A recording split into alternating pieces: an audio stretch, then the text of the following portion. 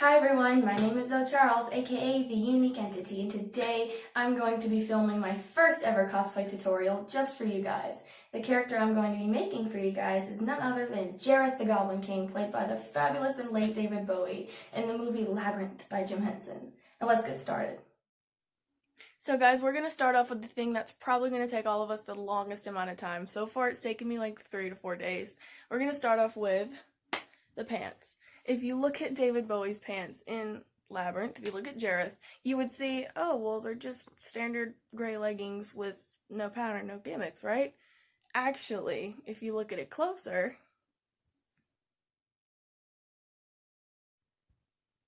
it is so obvious that there is a subtle pattern there. But you might say to yourself, okay, well, they're gray leggings and it's a gray pattern on there that's subtle but still yet noticeable. And when you see it, it pops, but you have to look at it to notice it. It's subtle, yet it's there, you know? How do you do that? Well, I have a solution for you. What you're going to do is you're going to take some, just any gray leg, anything that I bought, I will put in the description below.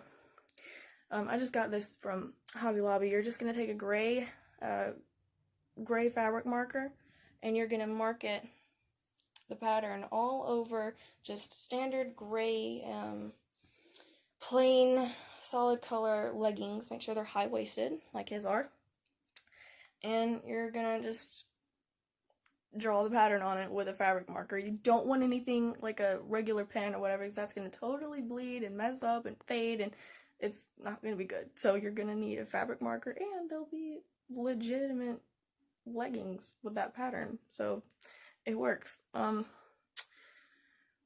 just got this from Hobby Lobby. I mean, you can find these anywhere. If you want to test it out to make sure you like the way that it stands out and make sure it still is subtle, just to see that kind of contrast and whatever, just test it out on the inside of your leggings first, just a little bit, just to see how you like it.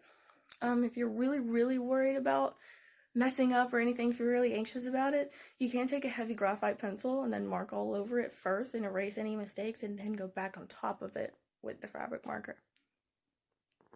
It's going to take a lot of patience. So make sure you have a lot of patience with this. Also, if you're super anxious about it, and even then I would still recommend to practice drawing the pattern beforehand, just to make sure you really get it. And at first I was worried about it and doing the graphite pencil, but then short after I was like, oh, I got it, and it clicked in my head, the pattern clicked in my head. So I've just been freehanding it with a fabric marker, and it hasn't let me down. So good luck, guys. So what we're going to focus on now is this cuffs.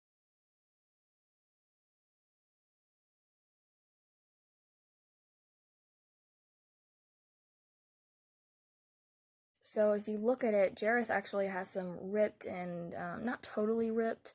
It's supposed to give the effect of being ripped, but it still is obviously in a pattern.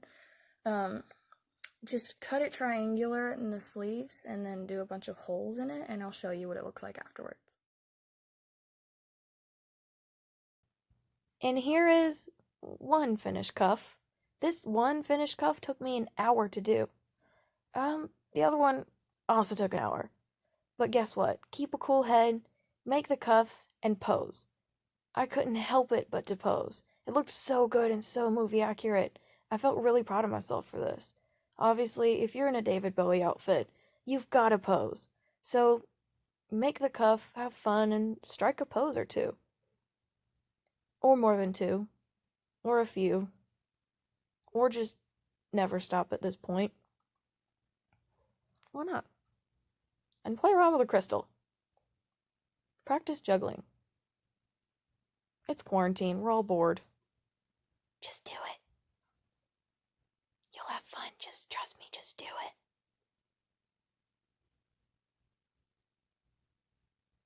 Just do it.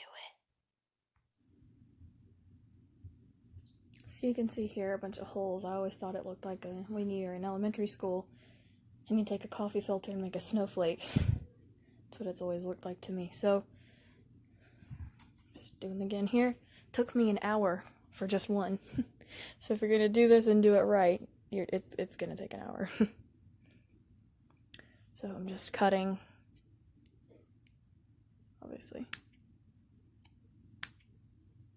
Just been cutting, like so, just taking the triangle pieces left over and just putting it in a pile one by one, just so it's not scattered everywhere. And I can just pick it up, toss it, and go to the next one, you know. Obviously the holes, you just, where it folds, you just cut it and it'll pinch and make a hole, and just cut accordingly, like so. Be patient. It's very tedious work. You're going to need a lot of patience and a lot of, just going to have to get the right angle, you know, very small details. You know, you're going to be very patient and very careful with this. But it's not easy, but it's not that difficult either. So you should be good. Let's continue. By the way, guys, I actually have been trying to contact juggle. It's really difficult, but it's also really fun. And now, let's work on this corset.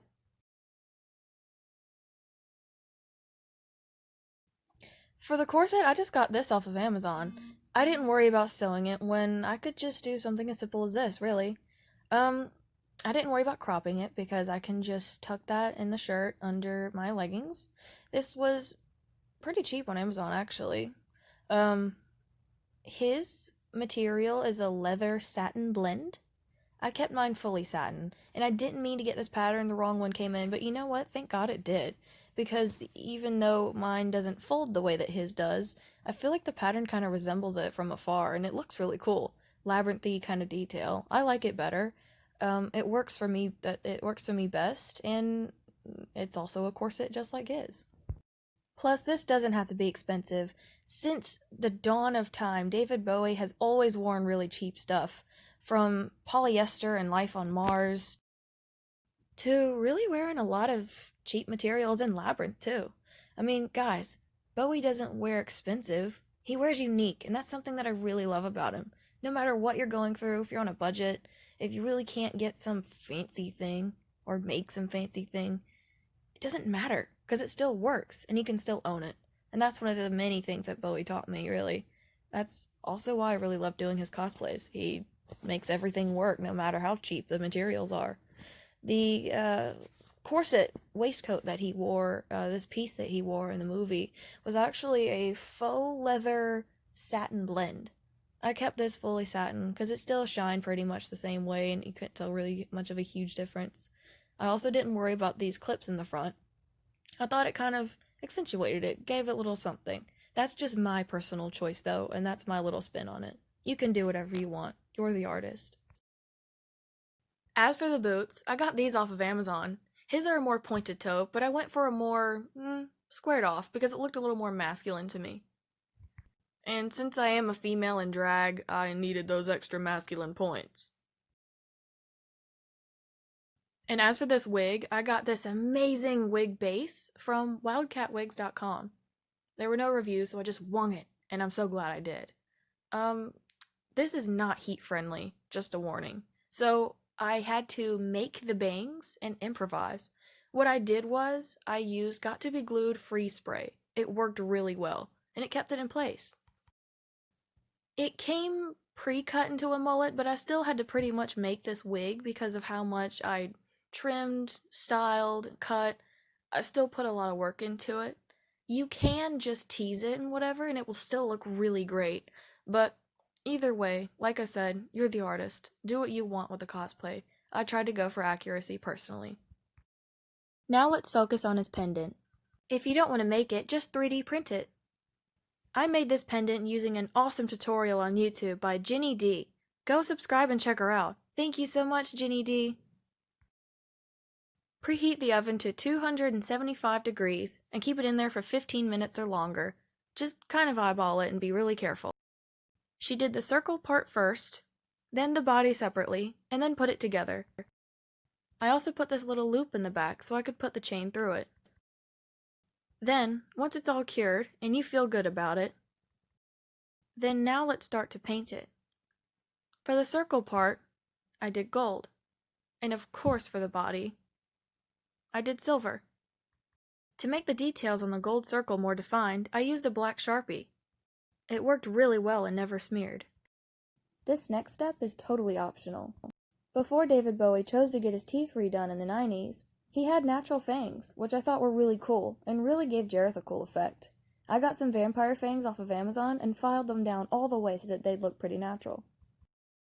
I even went as far as to getting his teeth right. Not to brag, but that's commitment.